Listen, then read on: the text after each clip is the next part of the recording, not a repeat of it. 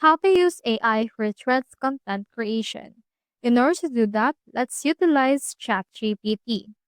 So, for example, let's say to ChatGPT this.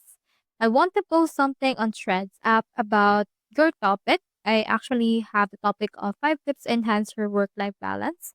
And I say something like, give me the content, but because I only need a paragraph form. However, if you want something more specific, you can add those as well. Now click on the send right here, and as you can see, this will provide me some post ideas right here. What you can do is you can copy this right here. Now just select this right there in order to copy it. So once you have done this, you can head back again to Threads in order to post it. So you can head back to Threads, click on plus icon, and then just enter in here what AI has generated for you. So that's how you use AI for Threads content creation. Hope you help.